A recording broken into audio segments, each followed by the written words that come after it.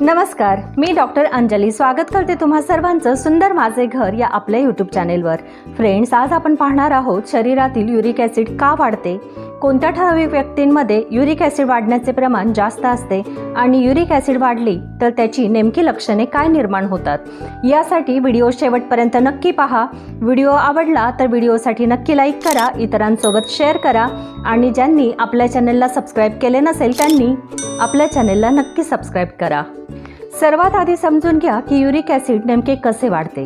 तर आपल्या शरीरामध्ये प्युरिन नावाचा एक घटक असतो आणि आपण आहारामधून जेव्हा कोबी, फ्लावर किंवा नॉन व्हेजिटेरियन फूड किंवा तत्सम काही पदार्थ खातो त्या पदार्थांमध्येही प्युरिन हा घटक असतो।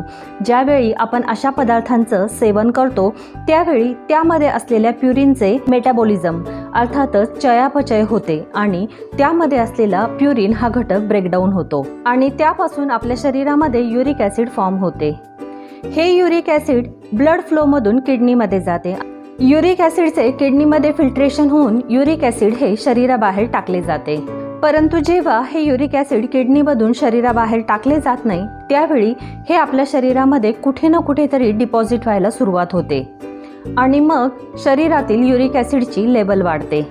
बरेच लोकांमध्ये युरिक ॲसिड वाढली तर त्याची विशेष अशी लक्षणेही जाणवत नाहीत, परंतु काही लोकांमध्ये मात्र त्याची लक्षणे दिसून येतात। जनरली पाहिले तर स्त्रियांपेक्षा पुरुषांमध्ये युरिक ॲसिड वाढण्याचे प्रमाण जास्त असते आणि पुरुषांमध्येही जनरली 30 ते 50 या वयोगटातील पुरुषांमध्ये युरिक ॲसिड वाढण्याचे प्रमाण जास्त असते आणि स्त्रियांमध्ये मेनोपॉज नंतर युरिक ॲसिड वाढण्याची लक्षणे दिसून येतात। याप्रमाणे ज्या लोकांना हायपोथायरॉइडिझमचा त्रास आहे, डायबिटीस आहे, सोबत सोरियासिस पण आहे, अशा लोकांमध्ये युरिक ॲसिडचे प्रमाण जास्त असते आणि जे लोक हेवी ड्रिंक्स घेतात अशा लोकांमध्येही युरिक ॲसिडचे प्रमाण जास्त आढळते। आता आपण समजून घेऊयात की युरिक ॲसिड वाढल्याची नेमकी कोणती लक्षणे आपल्याला दिसून येतात। तर युरिक ॲसिड वाढल्यानंतर सांधेदुखीचा त्रास सुरू होतो, जसे की हाताचे सांधे किंवा पायाचे सांधे, शोल्डर जॉईंट किंवा अँकल, रिस्ट जॉईंट, नी जॉईंट या ठिकाणी वेदना होतात।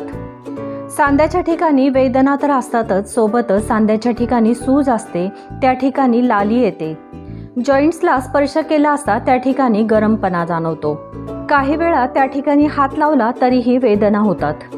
बऱ्याच जणांमध्ये युरिक ॲसिड जेव्हा वाढते त्यावेळी पायाचा अंगठा हा एफेक्ट झालेला दिसतो।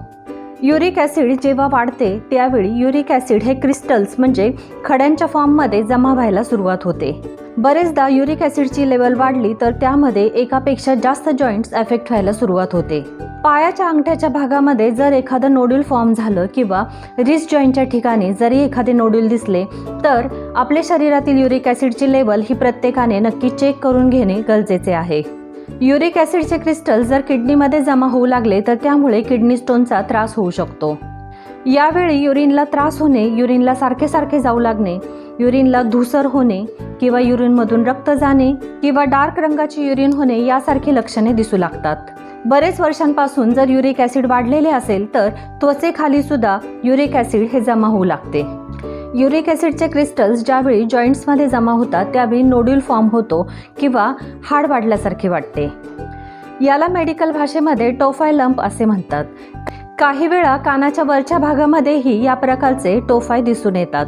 अशा प्रकारे शरीरातील जर युरिक ॲसिड वाढले तर त्यामुळे गाऊट, किडनी स्टोन आणि टोफाय लंप याचा त्रास दिसून येतो। तर फ्रेंड्स, जर तुमच्यामध्ये अशी काही लक्षणे असतील तर वेळीच ब्लड टेस्ट करून सिरम युरिक ॲसिड नेमके किती प्रमाणामध्ये वाढलेले आहे याची तपासणी करून घ्या। लवकरात लवकर निदान झाले तर लवकरात लवकर उपचार करता येईल।